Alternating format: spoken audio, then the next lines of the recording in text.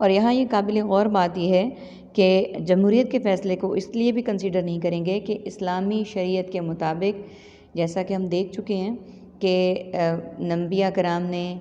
تعلیمات دیں لوگوں کو، قرآن و حدیث کی، اللہ تعالیٰ کے پیغامات کو پہنچایا، اور ہر نبی پر ہر دور میں بہت کم لوگ ایمان لائے۔ تو پھر کیا ایسے ممکن ہے کہ ان کم لوگوں کو جو کہ اللہ اور اس کے رسول صلی اللہ علیہ وآلہ وسلم کو ماننے والے ہیں، ان کو پس پشت ڈال کر میجورٹی کی باتیں مانی جائیں جو کہ غیر مسلم ہیں، جنہیں کہ شریعت کا کوئی پتہ نہیں، جن کو کہ اس بات کا بھی نہیں پتہ کہ اللہ تعالیٰ اور اس کے رسول صلی اللہ علیہ وآلہ وسلم کے احکامات کیا ہیں۔ اور اسی طرح سے حضرت نوح علیہ السلام نے تقریباً 950 سال اسلام کی تبلیغ کی۔ اگر اس ڈیجٹ میں تھوڑی سی غلط ہوں تو معذرت چاہوں گی، لیکن ان پر کوئی ایک شخص بھی ایمان نہیں لایا، ایون کہ ان کا اپنا بیٹا بھی ان پر ایمان نہیں لایا۔ تو ہمارے پیغمبر، ہمارے انبیاء تو وہ ہیں جنہوں نے پوری زندگی جد و جہد میں گزار دی اسلام کی تبلیغ کے لیے، اللہ کے پیغام کو عام کرنے کے لیے۔ تو اگر ان کی اس چیز کا ہم ریگارڈ ہی نہیں کریں گے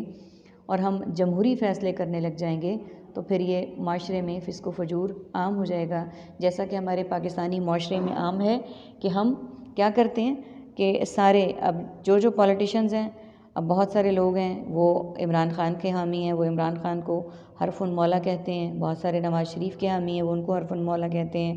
کچھ جو ہیں وہ بے نظیر کے اس میں ہیں۔ اب سارے جو ہیں حمایتی ان کے نام لیتے ہیں، لیکن اگر ہم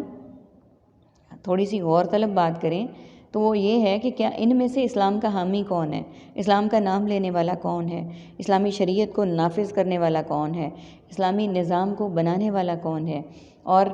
ملک میں اسلام کی شریعت کو نافذ کرنے والا کون ہے؟ تو ہمیں کچھ بھی پتہ نہیں چلتا، کوئی بھی ایسا نہیں ہے، نہ یہ نہ کوئی اور۔ یہ تو صرف ایک ایگزامپل کے لیے نام میں نے بتایا آپ کو، تو کیا ان کے علاوہ بھی کوئی ایسا ہے جو قرآن کے پیغام کو عام کرنے کے لیے اسٹرگل کرتا ہے؟ جتنی ایفرٹس انہوں نے اپنی پولیٹیشین کو چمکانے کے لیے، اپنی پالیٹکس کو چمکانے کے لیے کی، کیا اتنی ایفرٹ ہمارے ملک میں اسلام کو عام کرنے کے لیے، قرآن کے پیغام کو عام کرنے کے لیے، قرآن کے فہم کے لیے کہیں کی جاتی ہے؟ نہیں، ہرگز نہیں۔ انتہائی معذرت کے ساتھ اور دکھ کے ساتھ یہ کہنا پڑ رہا ہے کہ وہ ملک جو اسلام کے نام پر بنایا گیا، اسلام کے نام پر حاصل کیا گیا، اس میں اسلامی شریعت کہیں بھی نہیں ہے، اسلامی احکامات کہیں بھی نہیں ہیں، اور اس کے لیے کوششیں بھی کہیں نہیں ہیں۔ صرف نام لینے سے کہ اسلامی ملک ہے، وہ اسلامی ملک بن نہیں جاتا۔ اگر کوئی بھی اہلکار، حکومتی اہلکار اس پہ کاربند ہو جائے تو پھر ہمارے ملک کی شکل ہی اور ہوگی، ہمارے ملک کا نقشہ ہی اور ہوگا۔ اللہ تعالیٰ سے دعا ہے کہ اللہ تعالیٰ ہمارے ملک میں ایسے حکمران لائے جو کہ اسلامی شریعت کو نافذ کریں، تاکہ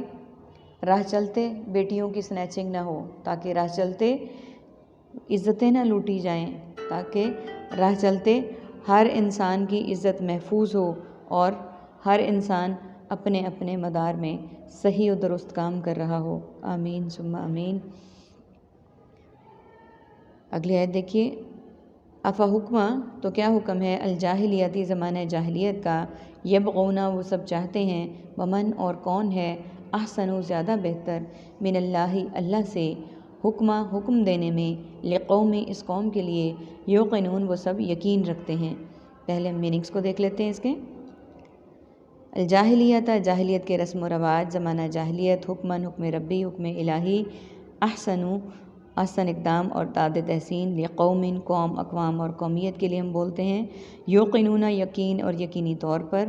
عربک کا ورڈ ہمارے پاس اس آیت میں ایک ہی ہے، یبغون وہ چاہتے ہیں، یعنی اب یہاں پہ اس آیت نمبر 50 میں یہ کہا گیا، تو کیا زمانہ جاہلیت کا حکم یہ لوگ چاہتے ہیں کہ یعنی جو کچھ زمانہ جاہلیت میں ہوتا تھا، جو میں نے ابھی ایکسپلین کیا، کیا یہ لوگ وہی چاہتے ہیں کہ ویسا ہی ہونا شروع ہو جائے، کہ ہمیشہ اکثریت حاوی ہو اور فیصلے لوگوں کی مرضی کے مطابق کیے جائیں، جہاں پہ بندہ پیسے والا ہو وہاں اس کی مرضی کے مطابق فیصلہ کر دیا جائے، عدالتیں اور جج وہ سب بھی اس کے مطابق فیصلہ کر دیں، اور جہاں بندہ جو ہے وہ غریب ہو یا اس طرح کے ریسورسز یا پیسہ اس کے پاس نہ ہو تو فیصلہ اس کے اگینسٹ کر دیا جائے۔ تو کون زیادہ بہتر ہے اللہ سے حکم دینے میں؟ یقیناً اللہ سب سے بہتر حکم دینے والا ہے، اور حکم اللہ ہی کا ہے، اور حکم اسی کا پورا ہوتا ہے، وہ جو چاہتا ہے، جیسے چاہتا ہے، جس وقت چاہتا ہے ویسے ہی ہوتا ہے۔ اس قوم کو جو یقین رکھتے ہیں، یعنی اس قوم کے لیے حکم سب سے بہترین اللہ کا ہے، جو اس بات پر یقین رکھتے ہیں، رکھتی ہے کہ ہمارا خالق وہ ہے، ہمارا معبود وہ ہے، معبود حقیقی وہ ہے، وہ ہمارے لیے بہتر نہیں بہترین کرنے والا ہے، تو ہمیں چاہیے کہ ہم اس کے احکامات کو مانیں، اس پر ایمان لائیں اور انہیں کو بجا لائیں، اور ہم اللہ تعالیٰ کی شریعت کو نافذ العمل کرنے والے بن جائیں۔ آمین ثم آمین۔ وآخر دعوانا ان الحمد للہ رب العالمین۔ سبحانک اللہم و بحمدک، نشہد ان لا الہ الا انت، نستغفرک و نتوب الیک۔ السلام علیکم ورحمۃ اللہ وبرکاتہ۔